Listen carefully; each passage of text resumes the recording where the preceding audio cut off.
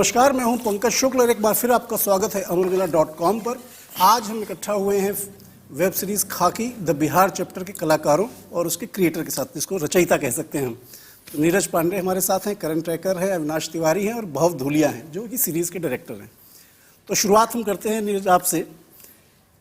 खाकी the Bihar chapter, एक तो खाकी है और बिहार चैप्टर है, दोनों एक दूसरे के थोड़ा कॉन्ट्राडिक्टरी लग रहे हैं। क्यों? जो बिहार की खाकी की जो इमेज है उसी को ऐसे एज इट इज लेके आ रहे हैं या कुछ उसका नया कुछ लेके आ रहे हैं? मुझे पता नहीं आप किस इमेज की बात कर रहे हैं एग्जैक्टली। जैसे वो है ना कि यहाँ बिहार में जो आईपीएस आता है तो पैसा कमा के जाता है, नाम कमा के जाता है। हाँ, तो अब दोनों बातें हैं यहाँ पे। तो हाँ, एक बात उसमें से बिल्कुल सही है जिसको लेकर हमारी सीरीज है। और मुझे लगता है आपने पहला एपिसोड देख लिया है। तो आप बताइए कैसा लगा आपको? अभी बताना मुझे ठीक नहीं रहेगा क्योंकि बीच में it's good.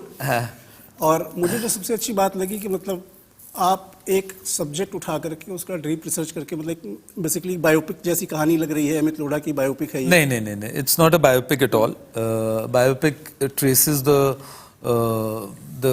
Character right from the birth to whatever, and it's a completely different genre apart in this one, and I think Bhav will be the right person to talk about it as to what it is.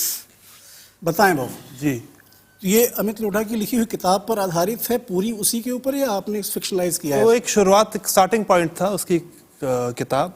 हमने उसकी कहानी के incidents लिए। किताब आने के बाद वापस उनसे मिला, काफ़ी चीज़ें हमारी शो में हैं जो किताब में नहीं है। उसके अलावा जो बाकी कैरेक्टर्स जुड़े थे, असली लोग थे उनके अराउंड, उनसे मिले, उनकी कहानी की ओरिजिन स्टोरी हमने निकाली। And Amit Lodha is a main character, उसके साथ चंदन महतो है, एंड साथ के साथ there at least 8 to 10 primary characters जो उनकी दुनिया, एक पुलिस के वर्ल्ड में है, पुलिस ब्यूरोक्रेसी उस दुनिया से है, और एक शेखपुरा, रूरल बिहार, पटना, वहाँ के जो क्राइम अंडरग्राउंड वर्ल्ड है उसका एक हायरार्की है। तो पूरा अमित लोढ़ा के ऊपर बायोपिक नहीं है, दो दुनिया की कहानी है, दो लोगों की ओरिजिन स्टोरी है जो at a certain point clash करती है। विक्रम वेदा का एक्सटेंशन तो नहीं है ना? विक्रम वेदा का एक्सटेंशन बिल्कुल नहीं है। अविनाश से पूछते हैं। अविनाश, आप एक गैंगस्टर का किरदार निभा रहे हैं इसमें, और बिहार का जो माफिया है, बिहार के जो गैंगस्टर्स होते हैं जो बाद में नेता बन जाते हैं, कुछ ऐसा उनका रहता है, उसका किरदार निभाने के लिए आपने किसी पर्टिकुलर कैरेक्टर को रीड किया क्या? बिहार के किसी माफिया गैंगस्टर, या सिर्फ स्क्रिप्ट पे आप टिके रहे? मतलब क्योंकि मैं बिहार से हूँ, पैदाइश वहाँ की है, तो किस्से कहानियाँ तो काफ़ी सुने हैं। देखा भी होगा? नहीं, मैंने पर्सनली तो मुझे ये मौका नहीं मिला, लेकिन ये ज़रूर है कि एक लंबे पीरियड तक बिहार जाने पर रोक लगी हुई थी क्योंकि चीज़ें बहुत बिगड़ गई थी। लेकिन किस्से कहानियाँ काफ़ी सुनते रहे, कहीं ना कहीं आसपास कोई ना कोई रहा ही है जो जुड़ा रहा है इन सारी चीज़ों से। लेकिन मैंने किसी खास किरदार की तैयारी नहीं की या किसी खास व्यक्ति को इसके लिए अध्ययन नहीं किया। आप बताएं करण ट्रैकर, आपने जो एक आईपीएस का किरदार निभाया है और स्पेशल ऑप्स में लोग आपको काफ़ी पसंद करते रहे हैं, तो उसमें से इस किरदार में आने में, स्पेशल एजेंट से एक आईपीएस ऑफिसर बनने में कुछ चेंज दिखाया? बिहार का एक आईपीएस ऑफिसर बनने के लिए कुछ तैयारी खास की आपने? नहीं, 100%, क्योंकि दुनिया ही दोनों बहुत अलग हैं। वो दुनिया ही बड़ी अलग थी स्पेशल ऑप्स की, ये दुनिया बहुत ज़्यादा ही अलग है। तो while both are people in sort of government services, but दोनों किरदार अपने आप में बहुत ही अलग हैं। प्रेपरेशन तो डेफिनेटली बहुत अलग अलग किस्म की होती हैं। मेरे लिए सबसे ज़्यादा मायने रखती है जो स्क्रिप्ट होती है, क्योंकि मैं अपनी दुनिया उसी में ढूंढता हूँ, क्योंकि मैं समझता हूँ कि स्पेशली लॉन्गर नैरेटिव में कि ये दायरा इतना बड़ा ऑलरेडी है, इसमें जितना रहें और इसमें से ही जितने जवाब ढूंढे उतना बेटर रहता है। बाकी मैं अपने डायरेक्टर पे बहुत रिलाई करता हूँ हर किस्म की गाइडेंस के लिए, एंड उस तरीके से भव बहुत ही हेल्पफुल रहे हैं मेरे लिए, बिकॉज ये किरदार। किसी ने इंजीनियरिंग में पढ़ी हुई है ना? मैंने 4th सेमेस्टर में मैंने छोड़ी। अच्छा, क्विट कर दिया था जी। तो इंजीनियर बनने वाला इंसान जिसने आईआईटी क्रैक किया, आईआईटी क्रैक करने के बाद यूपीएससी क्लियर करता है और एक आईपीएस बन जाता है, उसकी मनोदशा एक नॉर्मल जो यूपीएससी क्रैक करने वाला होगा उस लड़के की अलग अलग होगी। तो जैसे आप उसमें जैकेट पहने हुए दिखते हैं, आईआईटी दिल्ली लिखा हुआ है, हालांकि आप ज्वाइन कर चुके हैं, तो एक आईआईटी इंजीनियर का आईपीएस बनने के जो थॉट्स रहते होंगे, उसमें कभी आपने जानने की कोशिश की? 100%. You know, सबसे interesting part about Amit himself यही है कि वो एक आईआईटीएन थे और उन्होंने फोर्थ कमिंगली यूपीएससी का एग्जाम दिया और if I'm not mistaken, he did quite well. He could have selected IAS, but he opted for IPS. So that in itself, you know, speaks a lot about the character of the person and the mind of the person. ज़्यादा उसमें delve करने की ज़रूरत नहीं है क्योंकि बहुत ही obvious है, you know, of what his intention was to take IPS. और हमारे शो में भी हमने वो डायलॉग बोला है कि, you know, I want to make a difference and I don't want to make a small one, and I want to be a part of the system and I don't want to complain about it. But I want to change it. And that is pretty much, I think, what Amit Lodha is all about. And sometimes यही छोटी चीज़ें होती हैं या यही specific चीज़ें होती हैं, छोटी नहीं कहना चाहूँगा, ये स्पेसिफिक चीज़ें होती हैं जो आपको कैरेक्टर के लिए एक बहुत स्ट्रेट पाथ दे देती है कि किस रास्ते पे आपको निकलना है। नीरज, आपसे मैं सवाल जानना चाहता था कि अभी एक ट्रेंड सा मुझे दिख रहा है कि जैसे पहले नवनीत सिकेरा के कहानियों को लेकर एक बायोपिक बनी, अभी अमिताभ यश को लेके तिग्मांशु धूलिया बनाने जा रहे हैं फिल्म या सीरीज, पता नहीं, ये अमित लोढ़ा के ऊपर है। तो ये पुलिस ऑफिसर्स की जो कहानियाँ होती हैं जो लोगों को पसंद आती हैं, क्योंकि पुलिस के पास इतना वो नहीं होता लिबर्टी को अपनी कहानियाँ लोगों को बता पाए, हर अखबार हर प्रेस कॉन्फ्रेंस में बता पाए। तो उनकी साइकी को जानना, उनके एफर्ट्स को जानना कितना आपको एक्साइट करता है, क्योंकि आपकी फिल्मों में भी वो दिखता रहा है। जैसे कि मैंने पहले बताया, ये अमित लोढ़ा की कहानी नहीं है पर से, इट्स नॉट अ बायोपिक और एनीथिंग ऑफ दैट सॉर्ट।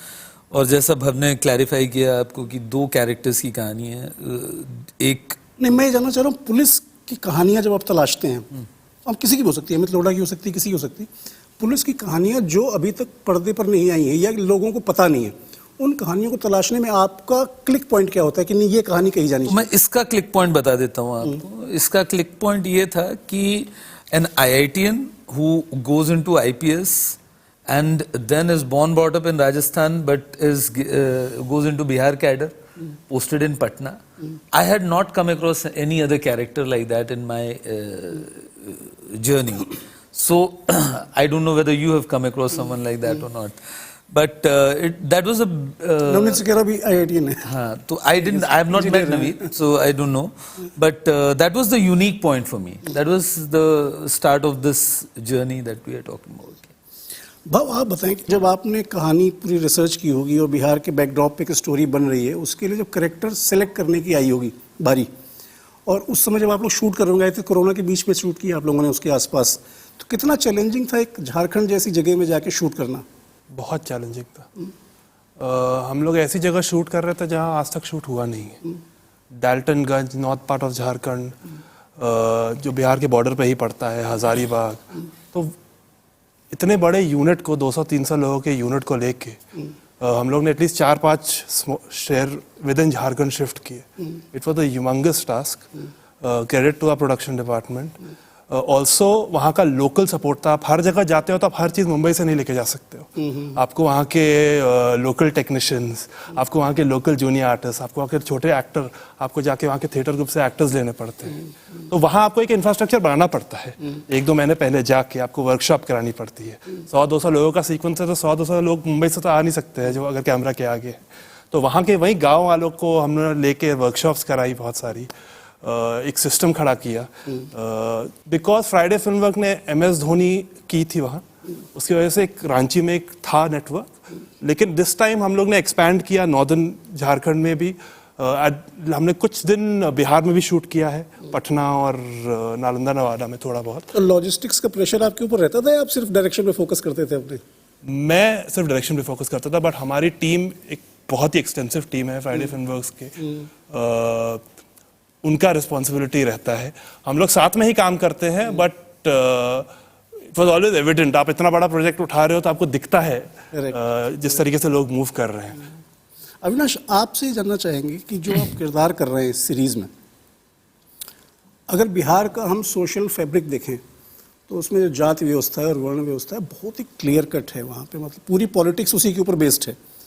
आपका जो किरदार है और आप जो खुद हैं, उन दोनों में बहुत फ़र्क है। अगर हम सोशल स्टेटा के हिसाब से देखें तो उस सोशल स्टेटा में जाके उस किरदार में घुसना, उसके बारे में समझना और उसके जैसा व्यवहार करना कि वो चौखाने की लुंगी पहनेगा, अंगोछा डालेगा, गले में ताबीज़ लटकाएगा, उसमें घुसने के लिए आपने कितनी मेहनत अपनी तरफ से की होगी और कभी फिल्मों में आपको समझ में आया कि बिहार का जो दिखाया था माफिया वैसा कुछ आप कर रहे हैं, उससे कुछ अलग कर रहे हैं? तो दो सवाल है। मैं पहले सवाल का जवाब ये दूंगा कि हाँ, ये थोड़ा मुश्किल तो होगा, क्योंकि ऑब्वियस सी बात है, बट आई थिंक क्योंकि वहाँ रहा हूँ और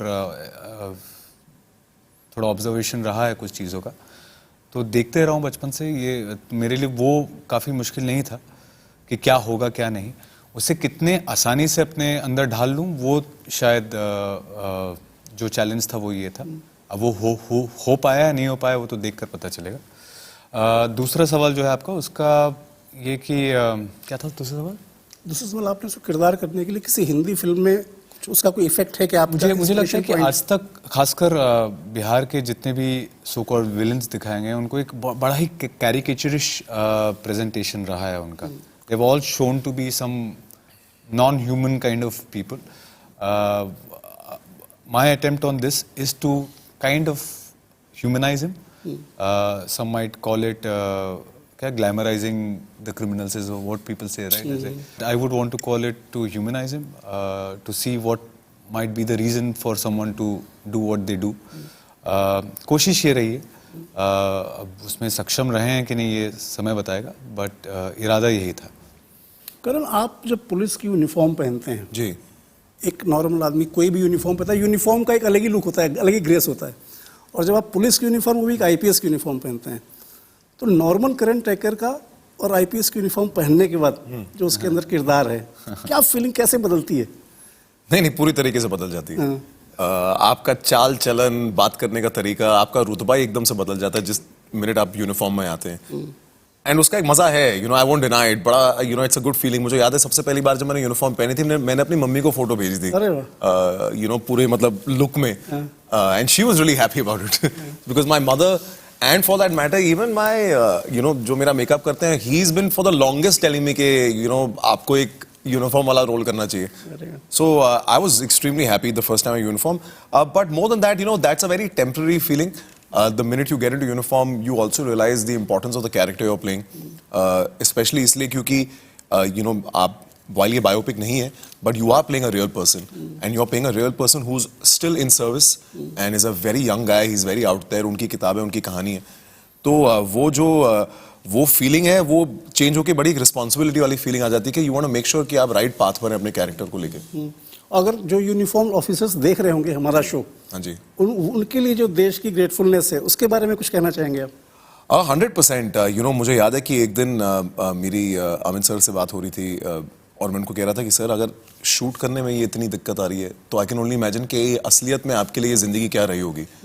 स्पेशली एक फेज़ है जहाँ पर जो उनका शंटिंग का फेज़ है, वो आप even for me as an actor, वो मेरा स्टेट ऑफ माइंड थोड़ा सा ऑफ हो गया था, because you tend to pick up from real references of your life के जिस वक्त पर आप अपने करियर में डाउन रहे होंगे, and you try to revisit those memories to kind of try to play a certain part, and it really played on my mind after that actual mein what he must have gone through, being at the position that he is, and to have that political pushback and being shunted in the way he was. So yeah, उनका दर्द महसूस हुआ? हाँ जी, वो मतलब interesting चीजें करने के लिए just helps you grow as a human being more than anything else. आपका जो आपने एज डायरेक्टर शुरू किया, फिर आप प्रोडक्शन हाउस आपका घर शुरू से रहा है, नए डायरेक्टर्स को जब आप सिलेक्ट करते हैं, एक डायरेक्टर जो दूसरे डायरेक्टर में क्या ढूंढता है कि ये हमारे प्रोडक्शन हाउस की सीरीज डायरेक्ट कर सकता है? Appetite and hunger, passion, and craft is something that you'll keep working on all your life. But if you have that hunger, that appetite, अगर आप में वो passion है, so that's a good starting point. सीखने को तो हम आज भी सीख ही रहे हैं, तो उसका तो कोई अंत है नहीं. But you look at someone who's got that honesty about himself, about his work, and that's what you look out for.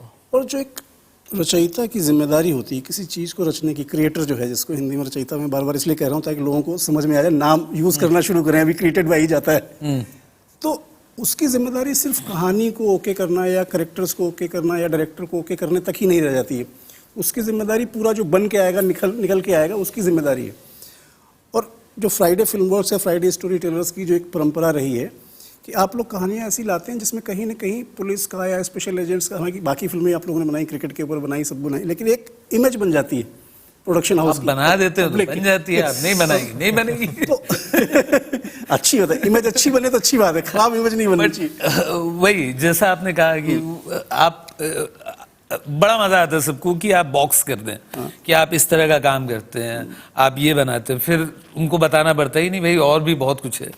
So I think the whole thing about type casting and should stop.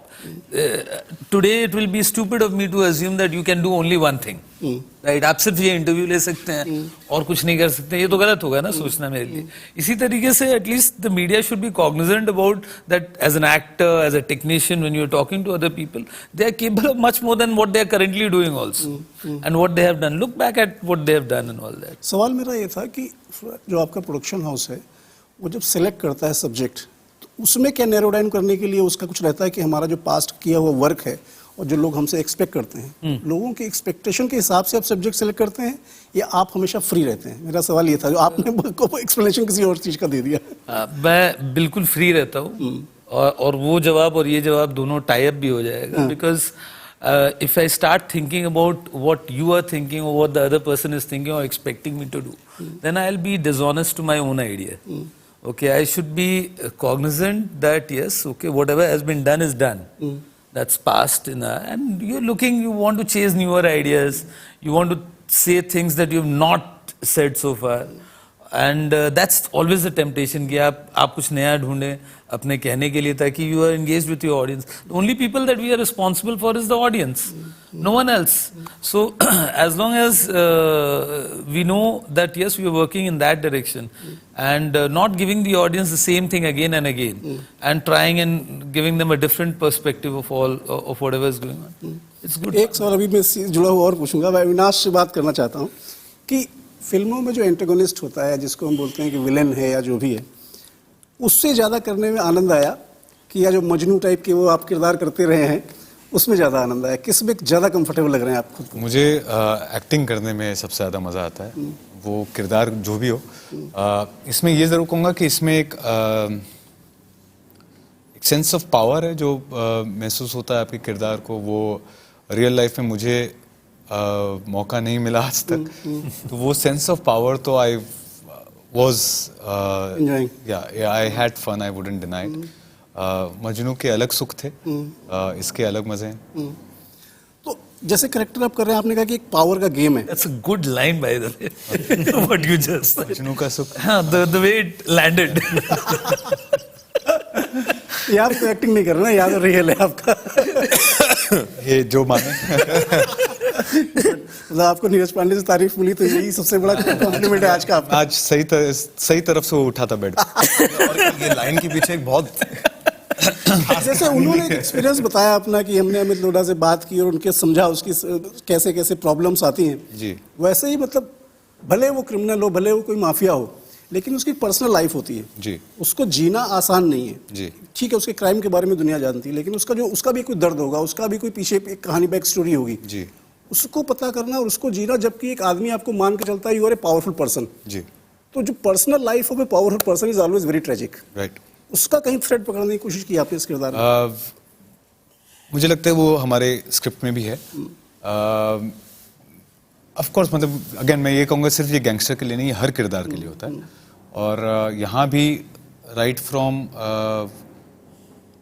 क्या सोच होगी उसकी before he became the man of power और after he became a man of power, ये एक अपने आप में अपना एक ग्राफ है जो हर एक्टर मुझे लगता है करता ही होगा. मैंने भी वो कॉलेज टाइम में किसने बुली उली किया आपको हॉस्टल में? कॉलेज टाइम में मैंने बचपन से मेरा हमेशा ये रहा है कि I have never run away from confrontation, so I have always stood up. अगर आप किस्सा सुनना चाहें तो बताइए ना. मुझे याद है खालसा कॉलेज में एक बार 11th-12th में यहाँ कॉलेज होता है, हम पढ़ रहे थे. मेरी एक फ्रेंड थी, एक बड़ा ग्रुप हुआ करता था कॉलेज में, और they came and said something to her. Me being whatever I called myself, मैं बड़े बीच में घुस गया ज़बरदस्ती कि why are talking to her like that. तो उसने बोला 6 बजे शाम को मिलना. ठीक है, 6 बजे शाम को मैं अपने सारे दोस्तों के पास जा रहा हूँ कि भाई प्लीज़ 6 बजे आ रहे हो. तो कोई बोल रहा है फिजिक्स का क्लास है, सबके ट्यूशन्स क्लासेस आ गए. मुझे लगा कि आज मैं खड़ा नहीं रहूंगा तो तो गड़बड़ हो जाएगा। इसके बाद मुझे कभी कॉलेज में आने नहीं मिलेगा। तो मैं अकेला खड़ा हो गया, 15-20 लोग सामने से चल के आ रहे थे और मेरी हालत ख़राब थी एकदम, मैं डरा हुआ था। बट आई वाज वो आए तो मैंने बड़े स्टाइल में, और मुझे ये लगता है कि भीड़ में ये सजेशन है कि अगर जब कुछ नहीं बचता तो अमिताभ बच्चन। सो वो जैसे ही आए तो मैंने बड़े स्टाइल में बोला कि आज तो तुम लोग मार दोगे और जिंदा मत छोड़ना, वरना घर में घुस के मार। और मेरी हालत खराब है डर के मारे। तब तक उसमें एक सरदार दोस्त था मेरा, जगजीत, ही हैपेंड टू से, अरे ये तो अविनाश। मुझे लगा भगवान आ गया। हाँ, कहते हुए गले वाले मिला, उन लोग से भी अरे छोड़। अगले दिन से कॉलेज में जा रहा हूँ, जो अपने ग्रुप के साथ खड़ा हूँ, ये लोग जा रहे हैं, वो लोग हाथ दिखा रहे हैं, मैं भी ऐसे हाथ दिखा रहा हूँ और सब बोल रहे यार क्या जलवा हीरो। मैं से फ्लूक में हीरो बन गया हूँ और अभी भी वही चल रहा है। वो अकेले वाला किस्सा मुझे अपना याद आ गया। मैं क्राइम रिपोर्टर था अमर उजाला में, तो मुरादाबाद का जो सबसे बड़ा बदमाश था उसकी खबरें खूब आती रहती थी। मैंने उसका फ़ोन आया, लैंडलाइन होते थे, मोबाइल होते नहीं थे। उसने कल 12 बजे मुझे रेलवे से वहाँ पे रेलवे पुल पे।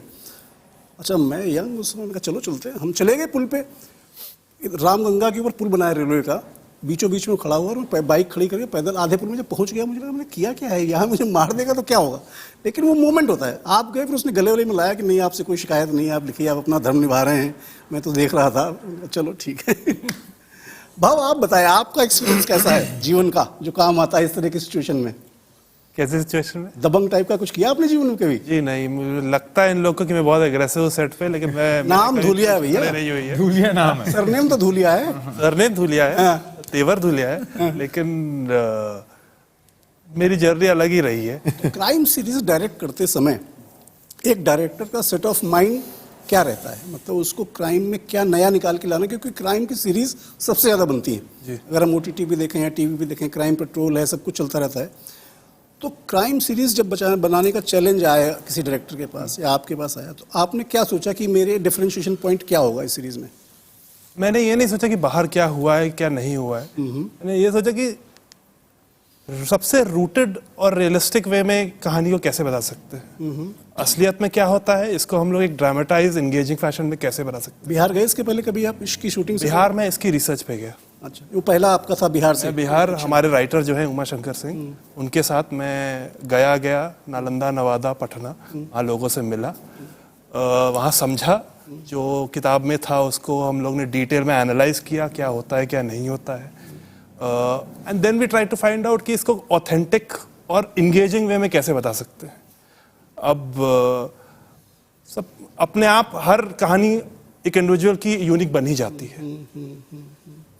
मैं आपके पास आता हूँ नीरज, वापस लौट के जो कहानियों की हम बात कर रहे थे, जो आपका स्टोरी टेलिंग का आइडिया है फ्राइडे फ्लाइवर्स का, या जो फिल्में प्रेजेंट करने का तरीका है, जो एक कॉम्पैक्टनेस होती है, उसमें कई बार मुझे हॉरर के भी गुण नजर आते हैं कि अगर ये प्रोडक्शन हाउस कभी हॉरर फिल्म बनाएगा तो मुझे लगता है बिल्कुल अलग होगा, जो लीक से हटके हॉरर फिल्म होगी। ऐसा कुछ है आप लोगों के प्लान में?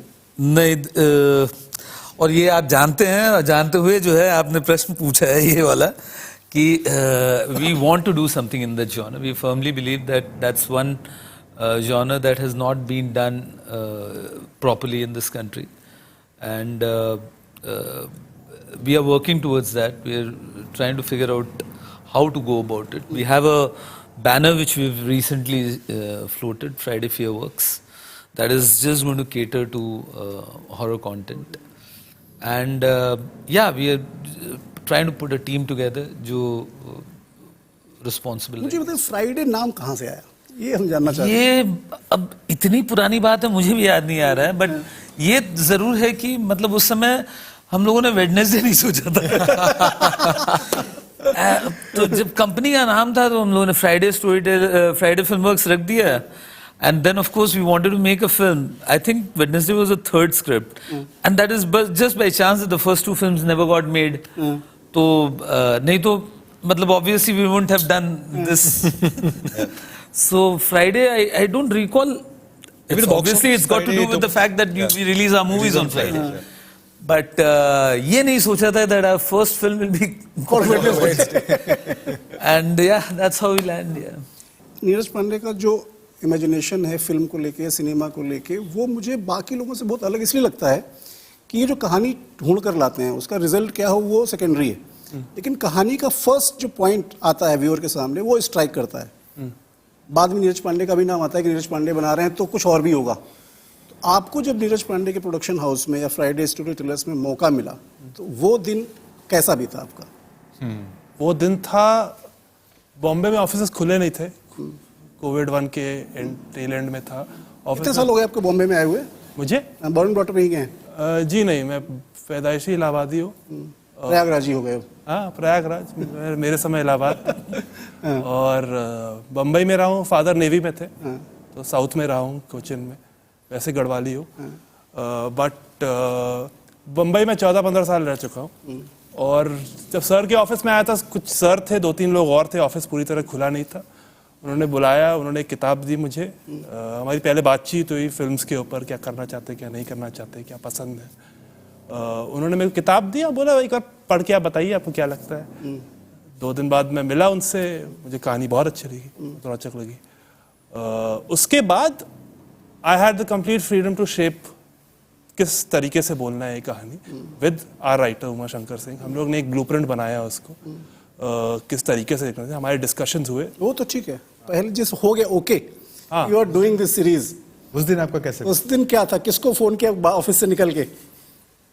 मैंने किया, किससे शेयर की पहली इन्फॉर्मेशन? मैंने अपनी फैमिली को बताया होगा। नहीं, माँ को, पिताजी को? हाँ, मुझे याद नहीं है, पर मैंने अपनी फैमिली को ही बताया होगा कि मैं सीरीज कर रहा हूँ। मोमेंट याद नहीं है उस दिन का? वो बहुत नेचुरली हो गया था। आई थिंक दूसरी Actually, it was very easy. If I interject over here, एक राइटर है रितेश शाह करके. He is a dear friend and he is working with us on a couple of projects right now. And हम लोग बैठे थे, Sunday का दिन था. And I clearly remember we were chatting and I was asking him that, yeah, who are these newer directors on the block is there? So he mentioned that you should meet Bhav. So I told him just call him up and see if he's free. Oh. So Sunday evening around 4:30 he called him up and I think 5:30 he was there. And 2 days later he was doing the show. It's as simple as देखो, that. बहुत जिन्होंने मौका दिया उनको याद है. ये रचयिता को हमेशा ध्यान रहता है क्या रचा. आप रचना है रचयिता की. अविनाश, आपका जो एक जॉली मूड है, मैं समझ पा रहा हूँ जितना कि आपने जो भी आपका बैकग्राउंड है, जो भी आपका काम किया है आपने जी, यहाँ से आगे आप खुद को कहाँ देखते हैं? आज से 5 साल बाद या 2 साल बाद या 3 साल बाद आपका डायरेक्शन सिर्फ एक्टिंग पे फोकस है या कुछ कैरेक्टर्स भी हैं आपके दिमाग में हैं जो आप करना चाहते होंगे? नहीं सर, मैं कोई कैरेक्टर तो मेरे दिमाग में नहीं है, आज तक नहीं रहा. मतलब ऐसे कोई पूछता तो मैं बोल देता हूँ बॉन्ड, जेम्स बॉन्ड. बट मुझे 2-4 चीज़ें हैं जो मैं बेसिकली जिस तरह से इंडस्ट्री प्रोग्रेस कर रही है उसके हिसाब से सोच सकता हूँ. एक जैसे OTT स्पेस है, we reach out to 190 countries at this point of time. I feel we need to start also looking at creating markets internationally. And I think within 3 to 5 years, that's something I would expect our country to do. I think there are a lot of international stars that are going to come up from this country. If I be one, great. दूसरा ये ज़रूर है कि मुझे my only idea is that I need to last for the next 20 years. That's my only thing to myself, that I need to sustain myself. I need to constantly keep evolving, growing. आज किधर हूँ, कल क्या हो रहा है पता नहीं, लेकिन 20 साल टिकना है और अगर टिक गया तो जो करना चाहता हूँ कर लूँगा. उतना बस. Go far beyond. Why you worried? I mean, Why just 20? Yeah, 20 is what? Because the World Cup is on. Because the World Cup is on. और भी फिर उसका खाओ पीऊँ सो और जिंदगी भी जीनी है ना. कब तक काम ही करते रहेंगे? कब तक. करण, आपसे एक सवाल करते हैं, लास्ट वाइंड अप करते हैं ये इंटरव्यू. आपका जो एक जर्नी रही है, चाहे टेलीविजन है या थिएटर है, और होस्ट भी किया है आपने, शोज भी होस्ट किए हैं, काफी काम किया है. आपका जो अभी जो कंटेंट चेंज हो रहा है कि हिंदी ऑडियंस पूरी से थिएटर में नहीं आ रही, लोग कहते हैं कि थिएटर में नहीं आ रही क्योंकि उनके पसंद का कंटेंट नहीं मिल रहा है. आपकी अपनी रीडिंग क्या है कि इंडियन ऑडियंस का जो कंटेंट को लेकर के है वो चेंज हो रहा है, कि मतलब वो कंटेंट ड्रिवन हो गया है पूरा कंटेंट, या अभी भी हीरो ड्रिवन है? I mean I would like to believe कि हमेशा ही कंटेंट ड्रिवन था. एंड डेफिनेटली जो कोविड के 2 साल रहे हैं, हम as an audience including myself बड़े अच्छे तरीके से ट्रेन हो गए हैं to watch good content, to understand कि गुड कंटेंट होता क्या है, स्पेशली कि आप कोई भी प्लेटफॉर्म ऑन करिए, किसी भी दुनिया का, किसी भी देश का आप कंटेंट देख सकते हैं, तो उससे ऑडियंस काफ़ी हद तक समझदार हो चुकी है और एक्सपेक्टेंट हो चुकी है. एंड आई फील जैसे कि सर कहते हैं कि ऑडियंस को रिस्पेक्ट करना, ऑडियंस की इंटेलिजेंस को रिस्पेक्ट करना बहुत ज़रूरी है. अगर आप वो कर रहे हैं तो आप कोई भी कंटेंट बनाइए, चाहे वो OTT पे बनाइए, चाहे वो फिल्मों के लिए बनाइए, या चाहे फिर वो टीवी के लिए बनाइए. लोग आएंगे उसको देखने के लिए. अच्छा कंटेंट हमेशा अपनी ऑडियंस ढूंढ लेता है. ये मेरा मानना है. उससे कहा तो मैंने, लेकिन शुरुआत मैंने नीरज से की थी. एक सवाल चलते चलते पूछ लेता हूँ. गोवा में अजय देवगन से मुलाकात हुई थी. उन्होंने बताया कि आपके साथ एक फिल्म करने जा रहे हैं जो कि चाणक्य नहीं है. क्या फिल्म है वो बताना बताया चाहिए? नहीं आपको? नहीं, आप बताइए. उन्होंने बताया तो अभी बाद में बताऊंगा ना, कंफर्म करूंगा. So another time and another interview. कुछ तो छोड़िए आप अगले बार के लिए. But it's a different topic. अच्छा, Today- खाकी द बिहार चैप्टर जो इसका टैगलाइन है, तो इसमें अलग अलग स्टेट्स के चैप्टर आएंगे, ऐसा कुछ प्लान है? That is what the idea for the franchisee is, that ultimately the story we want to get into a larger arc with this. And that's the reason the generic title is Khaki. And the byline will keep changing with every season. बहुत बहुत धन्यवाद हमसे बात करने Thank के you लिए. so much. और Thank बहुत you. सारे चैप्टर्स बने, तो 35 राज्य हैं तो 35 सीजन तो बन ही जाएंगे. आपके मुंह में थैंक यू सो मच.